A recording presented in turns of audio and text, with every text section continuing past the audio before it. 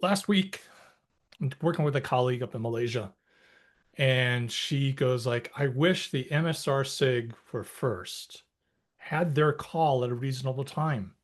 And we're like, "Okay, something's really not working because the multi-stakeholder ransomware SIG was started up where we had two calls, one for the Western Hemisphere, one for the Eastern Hemisphere."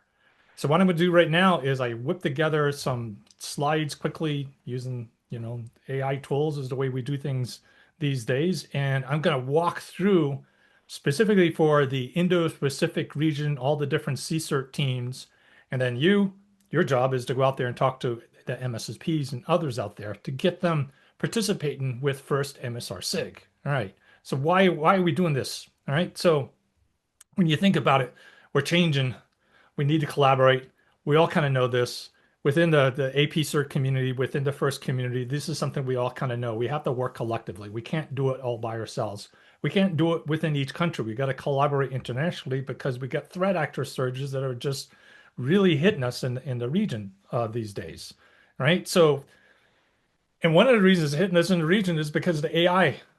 I mean, people are thinking about all about the images and oh, let me do all the like, spoofing different people out there and the business email compromise. Yeah, that's an issue. But one of the things that we're knowing with Quinlan and a couple of other groups is their entry points into the organization is number one through phishing, and the phishing is tuned to the local language and tuned to whoever their target is as they're trying to phish. AI makes that even more potent. And the other tool they're doing is they're going out there and keeping an eye on the shadow server reports.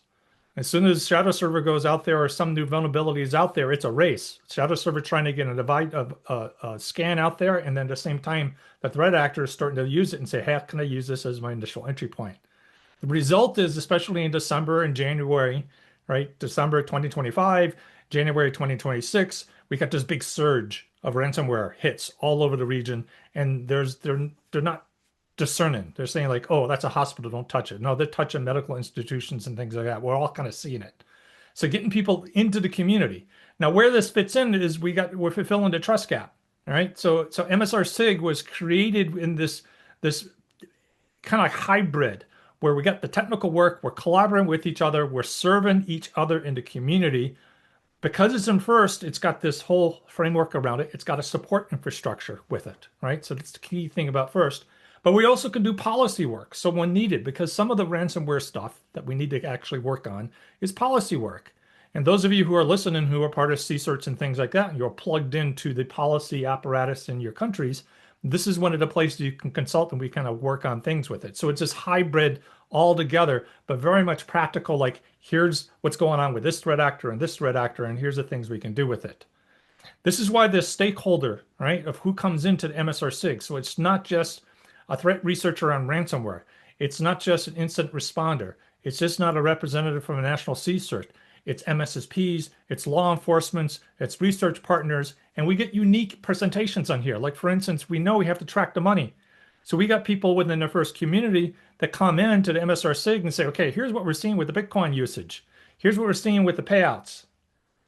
This is important, right? So this is part of our community of who we going into. And we got an international representative, and we're always looking for more co-chairs. I'm listed here as the Americas, but I just shifted to New Zealand, so I'm in Asia Pacific. So you see me in the Asia Pacific calls. And the Lorenzo's bringing in some other people over on the European side, and we're recording the calls, and we're sticking it all on our wiki, right? So that's one of the key advantages with it, right? So you see within MSRC, we got our empowerment tools, we're doing our slide presentations, we're doing analysis, we're sharing advisory sort of stuff. So we got this rhythm of what we're working on within the community, right? So we collaborate, we network, we help influence it because we could, take more proactive actions, collective actions. If we see things going on there and put alerts out there, we can do joint advisories. It doesn't, there's a lot of possibilities what we can do with it. Core thing we worked on first was, I say work on first and we're in first, but basically a core thing we're kind of like focused on as the initial thing that takes up our time is everybody in the community gets called in, hey, give us ransomware training, give us ransomware training. And we're going like, why is everybody creating their own ransomware training? So the first thing we did is we created a ransomware training slide deck. And we're constantly improving the slide deck. We're coming up with new slides we collectively add in there. As I create new slides, I stick them up there on the wiki so we can actually incorporate them into this kind of like official deck that we have, right? So that way, anybody in the community who says, I'm working on a research, I'm doing an incident response, I'm working on preventive, and all of a sudden you get called up and say, ring, ring, hey, I need you to do ransomware training right now. Okay, what do I do? You go to first, you pull down the slides, use the slides. That's the purpose of this slide deck, right? Is to make our life easier so we can actually take 90% of our time and focus on what we need to work on. And then the 10% of the time we're doing, empowerment work, we don't have to recreate the wheel. We're all working with each other on it.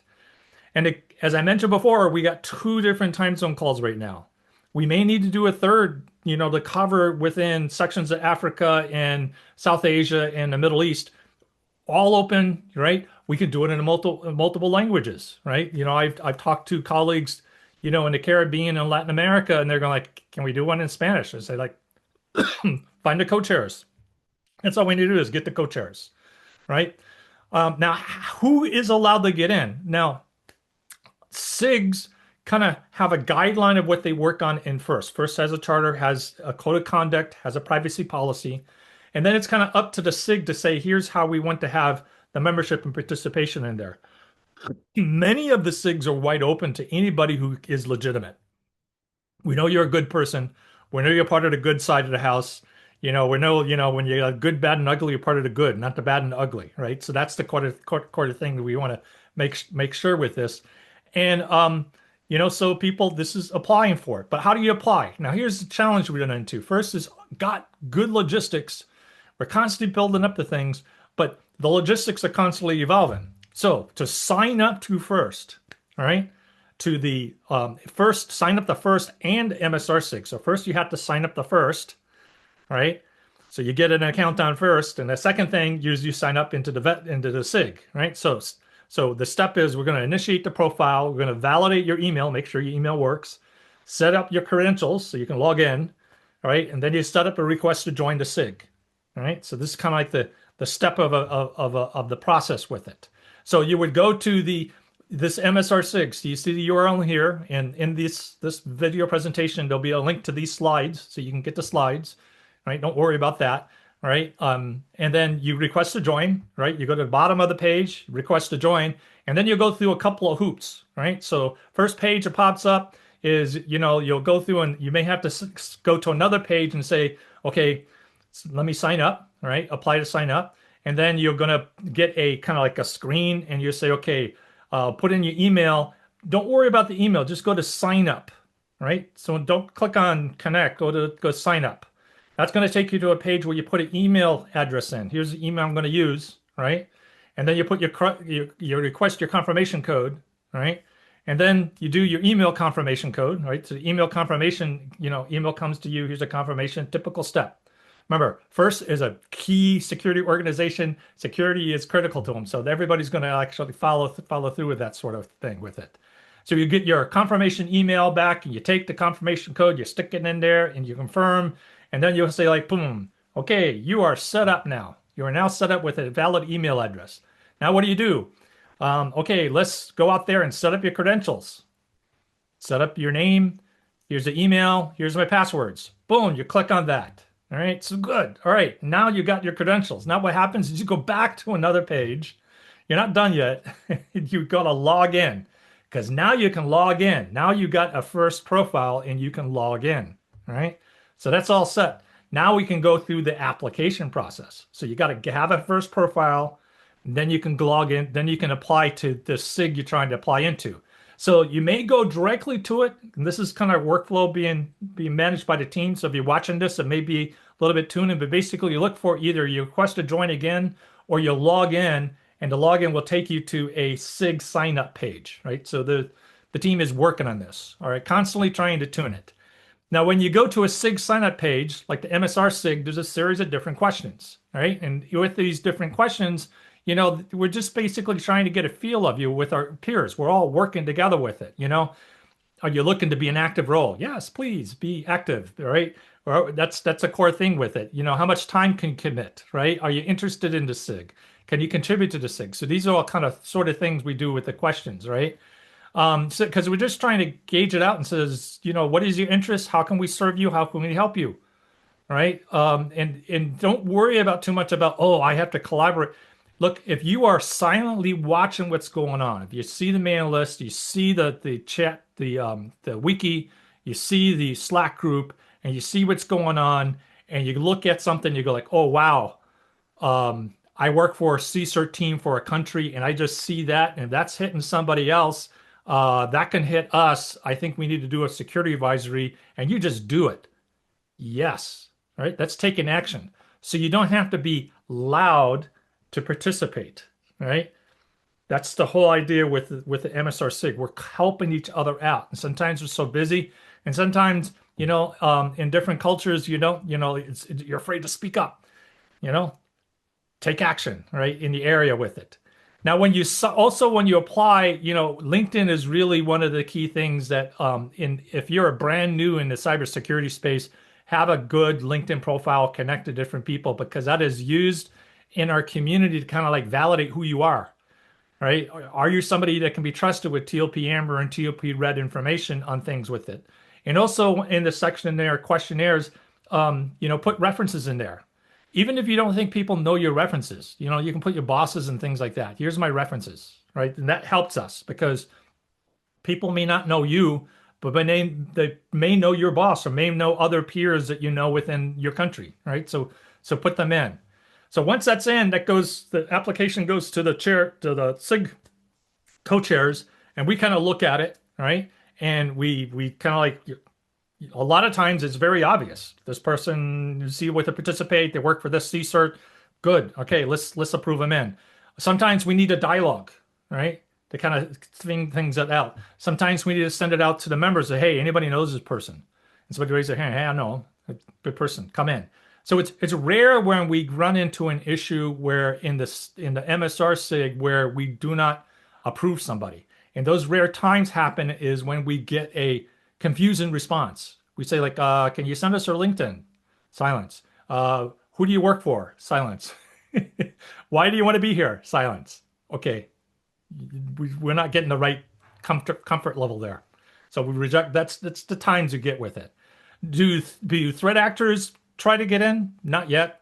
Why? Because we ask those questions. Who are you? What are you doing? Right? We know enough how to vet people to get in with it. This isn't like, one of the tight TLP Red incident response team collective action work. This is TLP Amber space. So we're careful, but we don't have to be so super paranoid. So this is how you get in. This is going to be sent out to the Asia Pacific community. Please sign up because we're getting hit with ransomware over and over and over again. We're just getting pounded right now.